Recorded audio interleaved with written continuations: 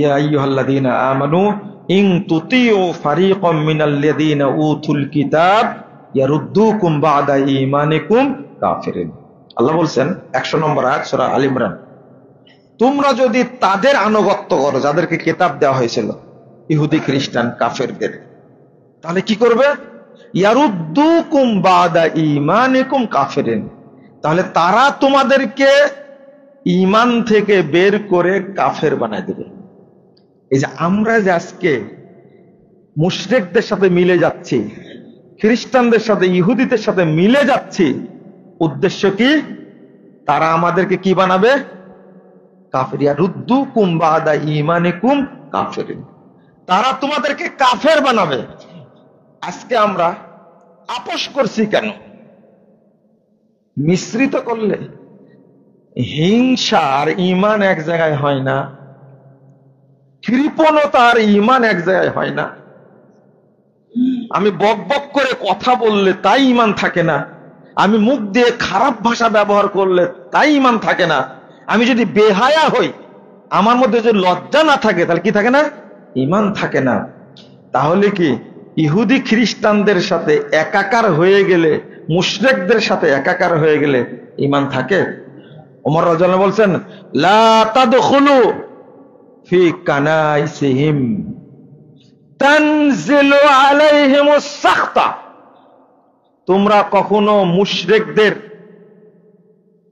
উপাসনালয়ে প্রবেশ করো না, কারণ আল্লাহর পক্ষ থেকে ওই জায়গাতে অবিরত ভাবে গজব নাজিল হয়।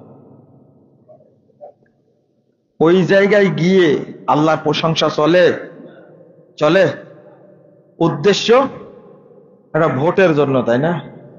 কিসের জন্য? একটা কথা বলছি শোনেন, আপনাকে যদি শর্ত দেওয়া হয়, হয় বাংলাদেশে থাকবা, না হলে ঈমান ত্যাগ করবা, কোনটা? ঈমান নিয়ে বাংলাদেশে থাকা যাবে না, আপনি কি করবেন? উত্তর দেন। বাংলাদেশে থাকবেন না ঈমান রাখবেন, কোনটা? বাংলাদেশে থাকবেন, তাই না? হ্যাঁ, দেশের জন্য কি ঈমান ত্যাগ করা যায়? হ্যাঁ, যদি আপনাকে ফাঁসি দেওয়া হবে, আপনি কি দেওয়া হবে? ফাঁসি দেওয়া হবে, তুমি ঈমান ত্যাগ করো, তাহলে ফাঁসি দেওয়া হবে না, কি করবেন? রাজনীতি রাজনীতি রাজনীতি করতে গেলে ঈমান থাকবে না, তাহলে কি রাজনীতি করবেন না ঈমান রক্ষা করবেন? বুঝলেন না মনে হয় কথাটা? আমি তো আতে ঘা দিয়ে কথা বলি, কারণ এই দেশটাই, কি বলে, এই দুনিয়াটাই আসল না, পরবর্তী জীবন একটা আছে না, ওখানে ঈমান ছাড়া রাজনীতি কবরে যাবে নাকি আপনার? হ্যাঁ, আপনার দেশপ্রেম কবরে যাবে? দেশকে ভালোবাসতে গিয়ে আপনি যদি কাফের হয়ে যান।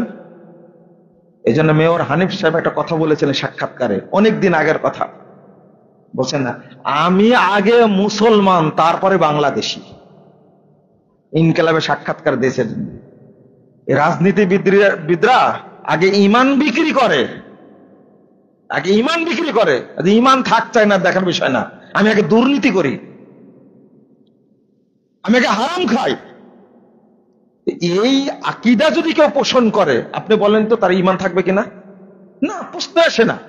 ইহুদি খ্রিস্টানরা চাচ্ছে, মনে করেন আপনি আপনার বাচ্চার জন্মদিন পালন করবেন, জন্মদিন পালন করে আপনার বাচ্চার জন্মদিন পালন করলে, মৃত্যুদিন পালন করলে, আপনার বাবার ধরেন আপনি 21শে ফেব্রুয়ারি পালন করবেন, 16ই ডিসেম্বর, তারপরে কি 26শে মার্চ পালন করবেন। করতে গিয়ে যদি আপনাকে কবরে যেতে হয় ফুল দিতে, যদি এই খাম্বার কাছে যে ফুল দিতে যেতে হয়, আপনার ঈমান থাকবে না? থাকবে না? থাকবে। তাহলে কোনটা দরকার আপনার? আগে ঈমান জরুরি না খাম্বা জরুরি? এই জিনিসগুলো যদি না বুঝেন আপনি, তাহলে আপনি দুনিয়াতে বসবাস করে আপনার লাভ কি? ও খাওয়া দাওয়া করবেন, পায়খানা করবেন, মারা যাবেন, এটা হলো উদ্দেশ্য? এটা কখনোই হতে পারে না। রাসূল সাল্লাল্লাহু আলাইহি ওয়াসাল্লাম বলেছেন, লা তাকুমুস সাআহ হাত্তা তালহাকা ক্বাবাইলু মিন উম্মতি বিল মুশরিকিন ওয়া ইয়াবুদুল আওসান। আল্লাহ রাসূল বলছেন কিয়ামত হবে না যতক্ষণ আমার উম্মতের বহু কাফেলা, বহু দল মুশরিকদের সাথে মিলে না যাবে, মূর্তি পূজা না করবে, ততদিন কিয়ামত হবে না। 2219 নম্বর হাদিস তিরমিজির মধ্যে আসছে। আপনি কি বলছেন? আজকে আমাদের ঈমান রক্ষাটা যে কত কঠিন হয়ে গেছে।